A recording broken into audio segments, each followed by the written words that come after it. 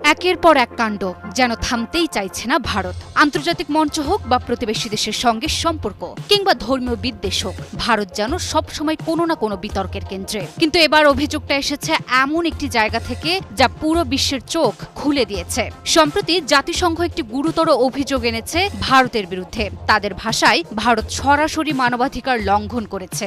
এমন অভিযোগ শুধু লজ্জাজনকই নয়, ভারতের আন্তর্জাতিক ভাবমূর্তিকেও প্রশ্নের মুখে ফেলে দিয়েছে।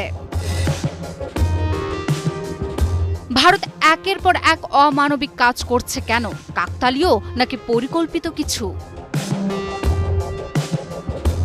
ভাবুন তো, আপনি ঘুম থেকে উঠলেন এক সকালে আর দেখলেন আপনাকে আপনার পরিবারকে ধরিয়ে নিয়ে যাওয়া হচ্ছে। কোথায়? সাগরের মাঝখানে ফেলে দেওয়া হচ্ছে, যেন আপনি কোনো মানুষ নন, একটা অপ্রয়োজনীয় জিনিস। ভারতের রাজধানী দিল্লি থেকে এমনই 40 জন রোহিঙ্গাকে ধরে নিয়ে সাগরে ফেলে দেওয়ার অভিযোগ উঠেছে এবং এই অভিযোগ করেছে খোদ আন্তর্জাতিক সংস্থা জাতিসংঘ। এটা শুধুই একটি খবর নয়, এটাই ভারতের বর্তমান চেহারা।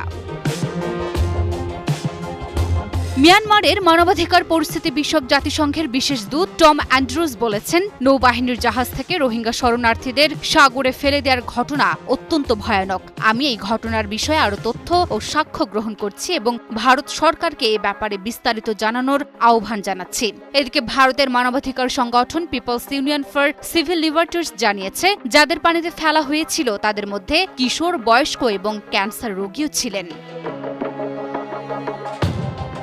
রোহিঙ্গা এই নামটার সঙ্গে জড়িয়ে আছে বেদনা, নির্যাতন আর বেঁচে থাকার লড়াই। মিয়ানমারের সেনাবাহিনীর দমন পীড়ন থেকে পালিয়ে তারা আশ্রয় চেয়েছিল পাশের দেশগুলোতে। বাংলাদেশ তাদের আশ্রয় দিয়েছে মানবিকতা দেখিয়ে। আর ভারত সম্প্রতি ভারতের দিল্লি থেকে আটক করা হয় 40 জন রোহিঙ্গাকে। কোনো মানবিক প্রক্রিয়া নয়, কোনো বিচার নয়, তাদের তুলে নিয়ে যাওয়া হয় সীমান্তের দিকে আর সেখান থেকে তাদের ফেলে দেওয়া হয় সাগরের পানিতে। একটি সভ্য দেশ কিভাবে এমন নিষ্ঠুর হতে পারে?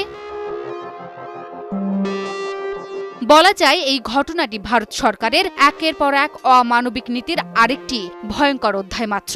এর আগেও ভারতের নাগরিকত্ব সংশোধনী আইন নিয়ে কি ভয়ানক বিভাজন তৈরি হয়েছে তা সবাই দেখেছে। এনআরসি এর নামে আসামের লাখ লাখ মুসলিমকে বিদেশি বানিয়ে দিয়েছে। আর এবার রোহিঙ্গাদের নিয়ে এমন অমানবিকতা।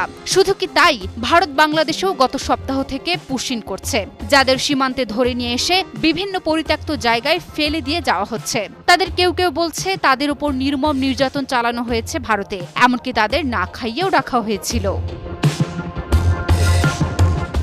কোনো আন্তর্জাতিক আইনেই এমন কাজ বৈধ নয়। আসলে এগুলো কেবল মানবাধিকারের চরম লঙ্ঘনই নয়, এটা বিশ্ব বিবেকের চরম অপমান বলে মনে করছেন বিশেষজ্ঞরা। জাতিসংঘের অভিযোগ শুধু একটা রিপোর্ট নয়, এটা একটা সতর্ক বার্তা। বিশ্বকে দেখিয়ে দেওয়ার সময় এসেছে কোন দিকে যাচ্ছে দক্ষিণ এশিয়ার এই বৃহৎ গণতন্ত্র। এখন প্রশ্ন একটাই, ভারত কি শুধরাবে নাকি আরও গভীর অন্ধকারে হারিয়ে যাবে? Desk report, news 24।